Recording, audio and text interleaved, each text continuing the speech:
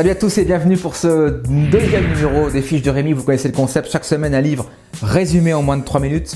Tout de suite, on va voir cet homme, ce génie, vous le connaissez, Steve Jobs, et bien entendu, un extrait. The second is a revolutionary mobile phone.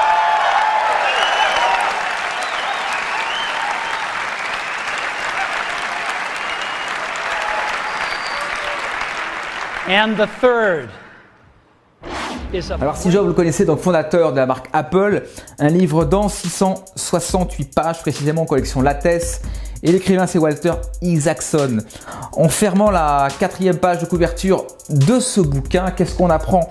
On part à la découverte d'un homme, vous le savez, visionnaire, charismatique, innovant, transcendant, et c'est vrai qu'on est assez épaté de voir qu'un homme parti de si peu, de rien pratiquement, est parvenu à élever cet empire et cette marque incroyable qu'on appelle Apple. J'ai retenu 5 c'est mieux avec une seule main, c'est mieux. 5 grands éléments dans ce livre, on peut en prendre d'autres, mais 5 grands éléments. Le premier, c'est que Steve Jobs a été abandonné.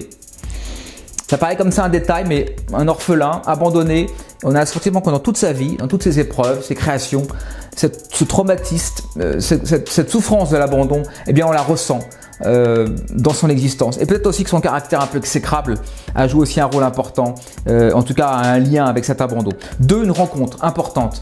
Un peu comme Mark Zuckerberg, le fondateur de Facebook, l'homme c'est Stephen Wozniak, un informaticien génial, brillantissime et asocial. Et je pense que cette rencontre entre Jobs et Wozniak a eu un effet détonateur et créateur. En 3, je dirais que Apple c'est un fonctionnement très original, un système, un circuit indépendant, fermé, à la fois à la création d'ordinateurs, donc du hardware et du software. Et cette combinaison des deux a fait la force d'Apple, contrairement à Microsoft qui ne faisait que du software, donc du logiciel. Et puis aussi, ça vous le savez aussi, Apple c'est une entreprise qui a pris le contre-pied complètement du monde informatique, un monde austère, un monde froid, un monde prévisible, conventionnel. Et Apple, c'est une devise, c'est think different, pense différemment. Et tout le système d'Apple est construit sur cet esprit d'innovation, de la créativité et du penser différent. Et puis en 5, pour terminer là-dessus, je crois que c'est aussi un management atypique. Jobs, malgré son caractère, il a su fédérer les départements pour en tirer le meilleur et éviter au contraire, vous voyez, un peu cette concurrence malsaine en interne. Et ça, Jobs, c'est vraiment la capacité, il a eu la capacité à créer cette dynamique-là. Voilà, en conclusion de cet ouvrage de 668 pages, qu'est-ce qu'on peut en dégager? Je pense que l'iPhone et l'iPad ont été les plus grandes créations de Jobs, et Bill Gates, le fondateur de Microsoft, qui était son plus grand ennemi, disait que tout ça c'était des gadgets. Voilà, chacun appréciera.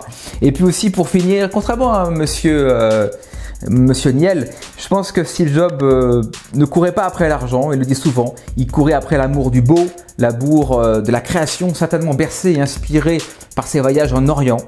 Et c'est ce qu'on ressent aussi dans sa vie, c'est vraiment la quête, un mariage habile entre la technologie et la créativité. Voilà, c'était Steve Jobs aux collections lattès, Walter Isaacson. Je vous remercie en tout cas de l'avoir suivi. N'hésitez pas à liker la vidéo si vous l'aimez, ça me fait toujours plaisir et que moi en plus ça me motive pour aller de l'avant. Envoyez-moi également si vous voulez des bouquins et je me ferai un plaisir de les lire et de les synthétiser. La semaine prochaine, on ira voir un autre américain, ancien fondateur de PayPal, vous le connaissez, Monsieur Musk. Voilà, et on se retrouve la semaine prochaine. Je vous dis à bientôt, salut, bye bye.